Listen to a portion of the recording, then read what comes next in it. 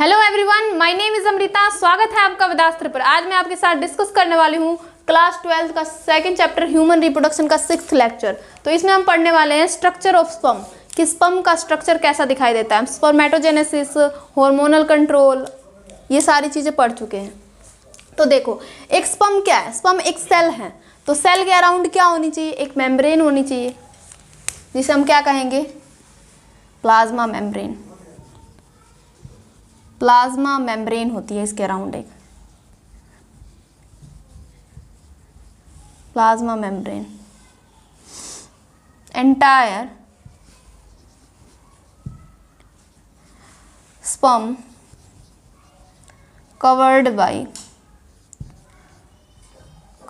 with this।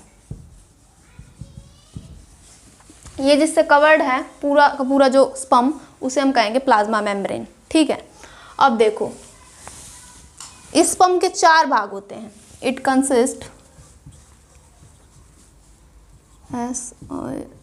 Consist of, पहला head, दूसरा neck, third middle piece and fourth tail. ठीक है। तो ये जो स्पर्म का आपको पार्ट दिख रहा है, इसे हम बोलते हैं हेड। ये पूरा का पूरा हेड,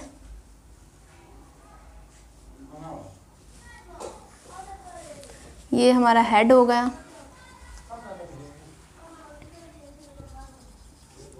हेड। और ये होता है हमारा नेक। ये जो आपको छोटा सा पोर्शन दिखाई दे रहा है, ये होता है नेक। मिडल पीस,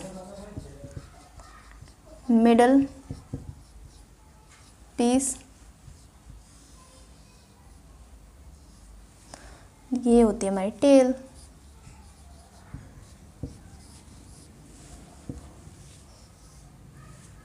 ठीक है। इस स्पर्म के हेड में आपने देखा था, स्पर्मेटोगोनिया जो था उसके अंदर बहुत सारा साइटोप्लाज्म भरा हुआ था। और जैसे ही एक स्पर्मेटोगोनिया से जब स्पर्म्स बनते हैं, स्पर्मेटोजोआ बनते हैं, तो उसका जो पूरा का पूरा साइटोप्लाज्म वो खत्म हो जाता है, मतलब यहाँ पर ना के बराबर रह जाता है। तो इसके हेड में होता है साइटोप्लाज्म। न्यूक्लियस जो होता है इसके हेड में होता है।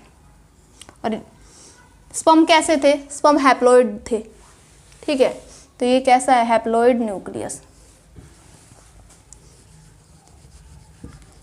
Haploid nucleus. ये हमारा है न्यूक्लियस।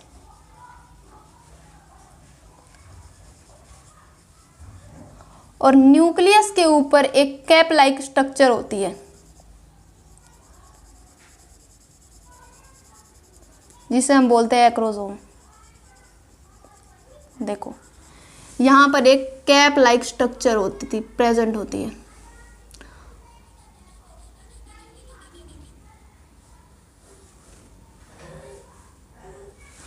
अगर स्पर्म के अंदर ये कैप लाइक स्ट्रक्चर ना हो तो इसकी औकात ही नहीं है कि ये ओवम को पेनिट्रेट कर पाए, मतलब कि ओवा के जो वॉल्स होती हैं उनको, उनके अंदर जाकर ओवा को फर्टिलाइज कर पाए। ठीक है। तो ये इसके अंदर बहुत इंपॉर्टेंस होती है इसकी। इसका नाम होता है एक्रोसोम। एक्रोसोम।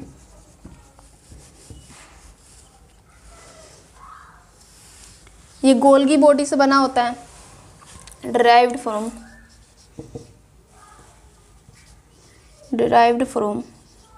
Golgi body. ठीक है। कैप लाइक स्ट्रक्चर होती है,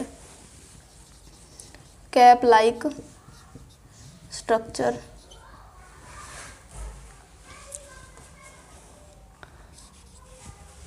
फिल्ड विद, इसके अंदर भरा होता है enzymes. Filled with enzymes. Enzymes is known as, जिसे हम बोलते हैं स्पर्म लाइसिन।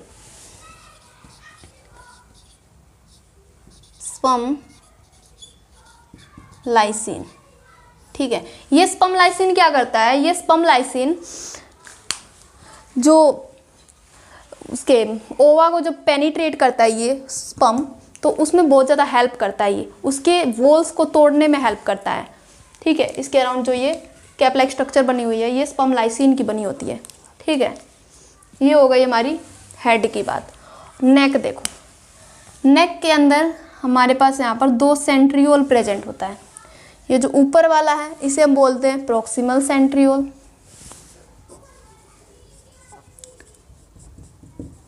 Proximal centriole. इसका कोई फंक्शन नहीं होता है, होता भी होगा बट एनसीईआरटी में नहीं दिया गया है। ठीक है, और ये जो हमारा सेकंड है इसे बोलते हैं हम distal centriole, distal centriole, distal centriole. ये डिस्टल सेंट्रियोल पता है क्या करता है, ये डिस्टल सेंट्रियोल आपकी जो इस स्पर्म की जो टेल है इसके अंदर एक फिलामेंट बनाता है जिसे आप बोलते हैं एक्सियल फिलामेंट। इसका नाम होता है एक्सियल फिलामेंट। एक्सियल फिलामेंट, और ये एक्सियल फिलामेंट क्या करता है, सपोर्टिंग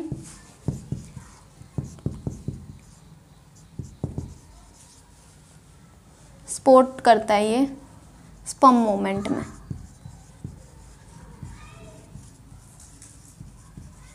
स्पर्म की मोमेंटम में ये हेल्प करता है। ठीक है, इसके बाद है हमारा मिडल पीस। यहाँ पर अगर ये स्पर्म सारे के सारे काम कर रहा है, ये मूव भी कर रहा है, तो इसे एनर्जी तो चाहिए, तो इसके मिडल पीस में प्रेजेंट होता है हमारा माइटोकॉन्ड्रिया। और माइटोकॉन्ड्रिया को क्या बोलते हैं हम, power house of the cell. ये सेल का पावर हाउस है। ठीक है, तो ये इसके अंदर मिडल पीस के अंदर 25 से 30 स्पाइरली अरेंज्ड स्ट्रक्चर होता है जिसे हम बोलते हैं स्पाइरली अरेंज्ड।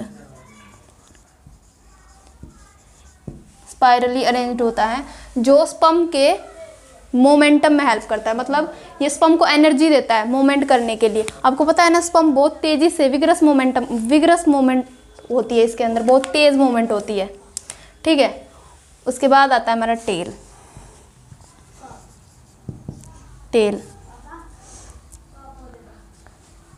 टेल का काम क्या होता है, टेल का काम ही होता है कि वो विप्लिश मूवमेंट करे, मतलब फास्ट मूवमेंट करे, ताकि वो ओवा को पेनिट्रेट कर पाए और ओवा तक वो पहुंच सके।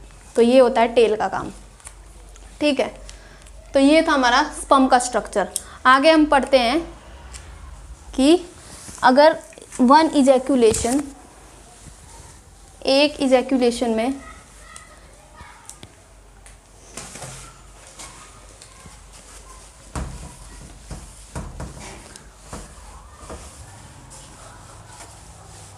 आपको पता है एक इजैक्यूलेशन में जो सीमेन रिलीज होता है एक मेल की बॉडी से, वो 2.5 to 5 ml होता है, मतलब 2.5 से 5 ml। और उसमें से कम एक हेल्दी इंडिविजुअल के अंदर 200 से 300 मिलियन ऑफ स्पर्म्स होते हैं। तो देखो, लिखो, इन वन इजैक्यूलेशन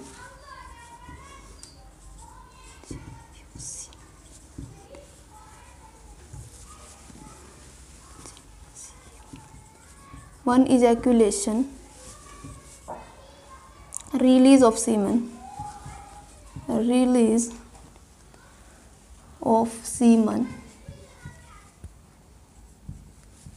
सीमन क्या था, ये मैंने बताया था ना आपको, semen sperm plus seminal plasma.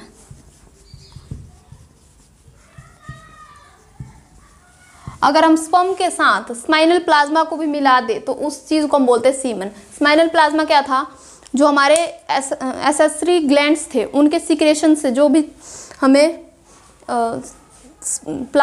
जो भी हमें मटेरियल मिल रहा था उनके कंबाइंड सिक्रेशन से, उसे हम कह रहे थे स्माइनल प्लाज्मा। ठीक है, तो अगर स्पर्म को हम स्माइनल प्लाज्मा के साथ मिला दे तो उसे हम कहेंगे सीमन। ठीक है,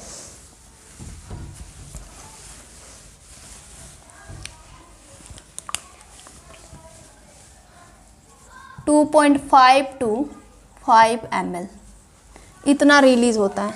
ठीक है, सीमन कम्स आउट नॉर्मली।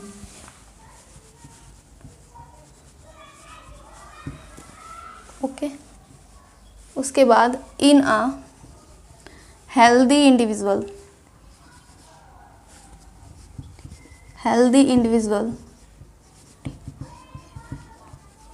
एक हेल्दी इंडिविजुअल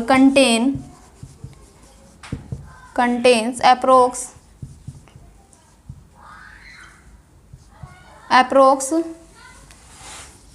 200 to 300 मिलियन। एक हेल्दी इंडिविजुअल जब 1 इजैकुलेशन के अंदर जो सीमन रिलीज होता है वो 2.5 से 5 ml होता है। उस 2.5 से 5 ml के अंदर जो हमारे स्पर्म्स होते हैं वो 200 से 300 मिलियन स्पर्म्स होते हैं। ठीक है, और एक नॉर्मल फर्टिलिटी के लिए ये जो 200 से 300 मिलियन स्पर्म्स हैं इनमें से एटलीस्ट 60% जो स्पर्म्स हैं उनकी तो नॉर्मल शेप एंड साइज होनी चाहिए, और एटलीस्ट 40% जो स्पर्म्स हैं उनकी विगरस मोटिलिटी होनी चाहिए इन 60% में से। तो आप लिख लीजिए, in normal fertility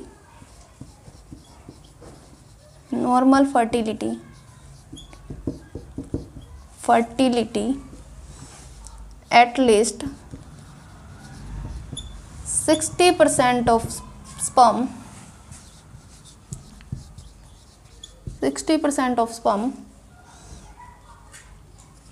normal shape and size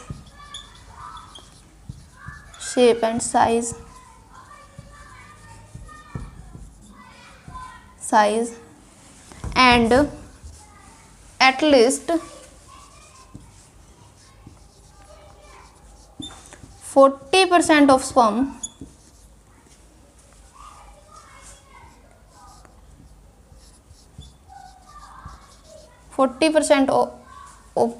sperm must have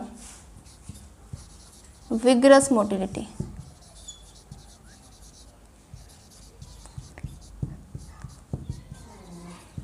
उनके अंदर विगरस मोटिलिटी होनी चाहिए, मतलब वो बहुत तेज़ी से मूवमेंट कर सके, इतने होने चाहिए। मतलब एक नॉर्मल इजैकुलेशन में 2.5 ml से 5 ml सीमन रिलीज होता है।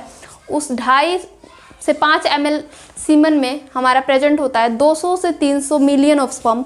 इन 200 से 300 मिलियन ऑफ स्पर्म में से 60% की नॉर्मल शेप एंड साइज होनी चाहिए नॉर्मल फर्टिलिटी के लिए, और इस 60% में से भी 40% ऐसे होने चाहिए जिनके अंदर विगरस मोटिलिटी होनी चाहिए।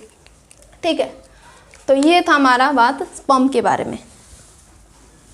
अब हम देखते हैं फीमेल रिप्रोडक्टिव सिस्टम को। यहाँ पर हमारा ख़त्म हो गया मेल रिप्रोडक्टिव सिस्टम, स्पर्मेटोजेनेसिस और हार्मोनल कंट्रोल भी।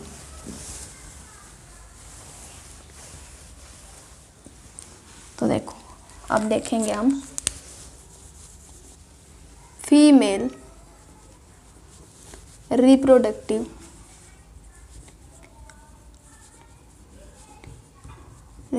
सिस्टम।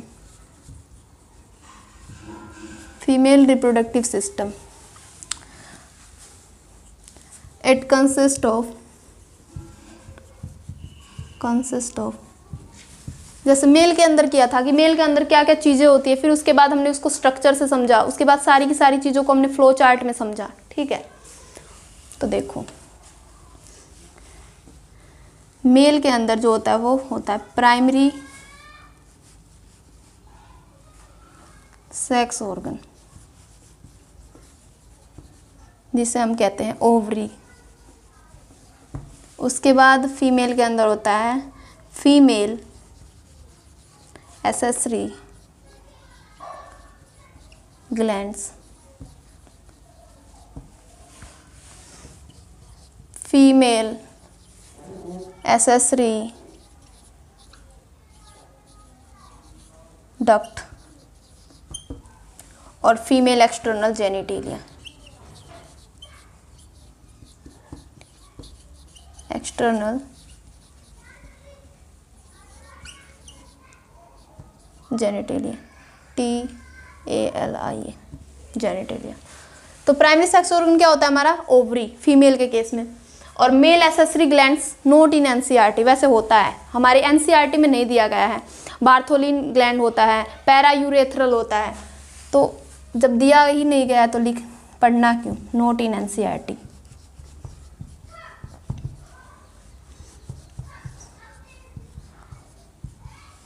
एनसीईआरटी में नहीं होता। फीमेल एसेसरी डक्ट जैसे fallopian tube, fallopian tube. Duct का काम क्या होता है? एक जगह से दूसरी जगह चीज़ों को ट्रांसफ़र करना, तो फैलोपियन ट्यूब क्या करता है? वही काम करता है। उसके बाद यूट्रस, सर्विक्स,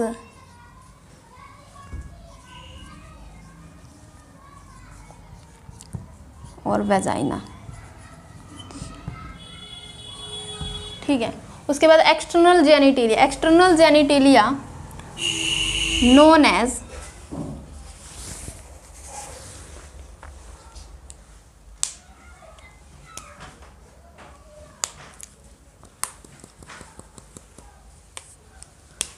एज वल्वा। इसे हम वल्वा कहते हैं। इसके अंदर कौन कौन सी चीजें आती है? देखो, पहला जो आता है वो होता है mons pubis, mons pubis, mons pubis, labia minora,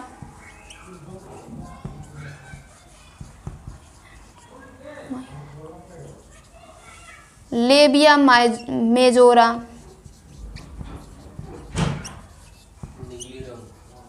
और होता है हमारे पास हाइमन। तो ये होते हैं हमारे फीमेल रिप्रोडक्टिव सिस्टम के पार्ट्स।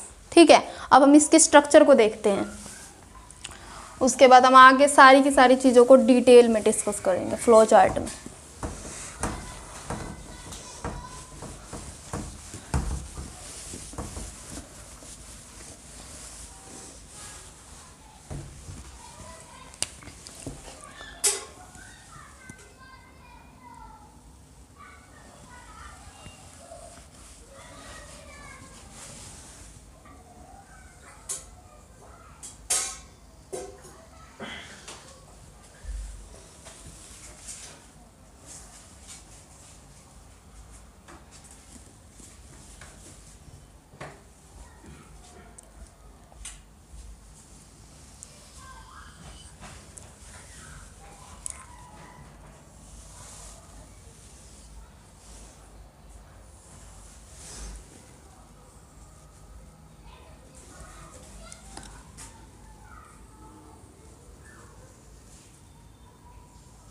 तो कुछ इस तरह से होता है हमारा फीमेल रिप्रोडक्टिव सिस्टम।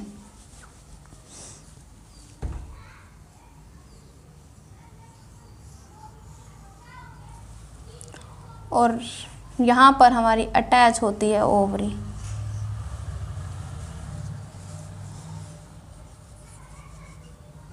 ठीक है।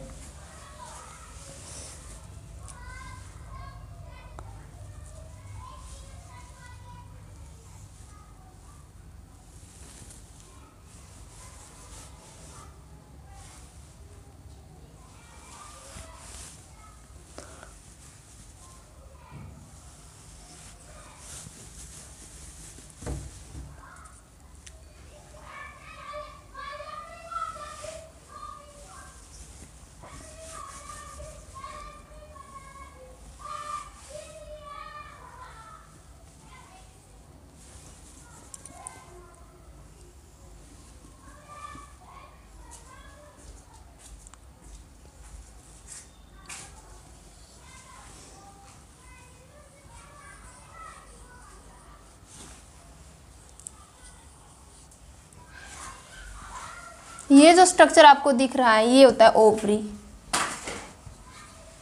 ठीक है। The ovary.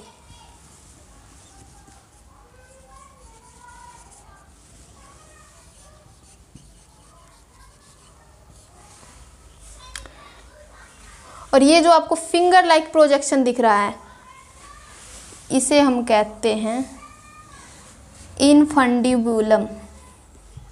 Funnel like structure जो है इनफंडिबुलम।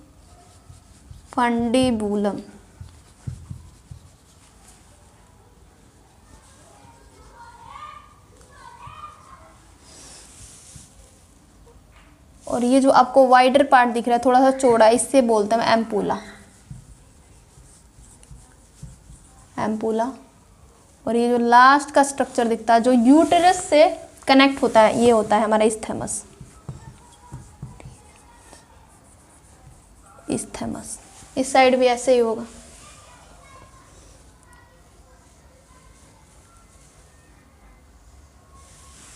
ठीक है। उसके बाद यूट्रस की कुछ वॉल्स भी होती है, देखो।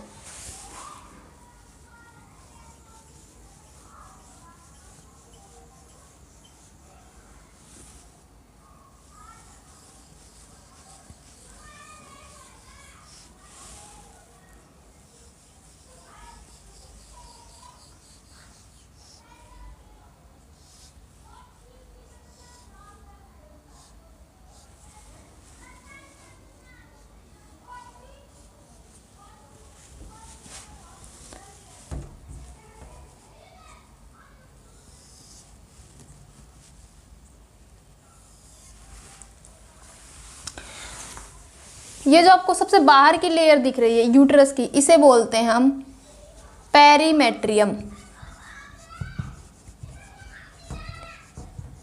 पेरीमेट्रियम। और पेरीमेट्रियम के अंदर होता है हमारा मायोमेट्रियम। मेट्रियम। और ये होता है हमारा एंडोमेट्रियम।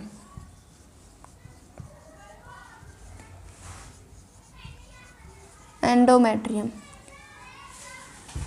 ये जो तीनों के तीनों लेयर्स आपको दिख रहे हैं, इसे हम कहते हैं वॉल ऑफ यूट्रस।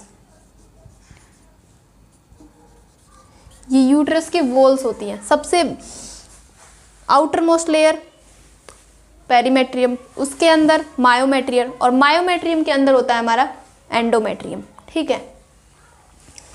और ये जो स्ट्रक्चर आपको दिख रहा है, ये होता है यहाँ से, ये जो स्ट्रक्चर दिख रहा है आपको,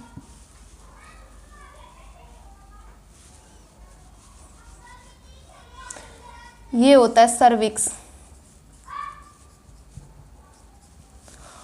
और सर्विक्स के ये जो सर्विक्स यहाँ से जो ये कैनाल निकल रही है, इसको हम क्या बोलते हैं? इसको हम बोलते हैं सर्वाइकल कैनाल। Cervical canal. और ये होता है हमारा वेजाइना। वजाइना। ठीक है। तो ये होती है हमारी फीमेल रिप्रोडक्टिव सिस्टम का जो स्ट्रक्चर है, वो कुछ इस तरह से दिखता है। तो मिलते हैं नेक्स्ट वीडियो में, तब तक के लिए थैंक यू।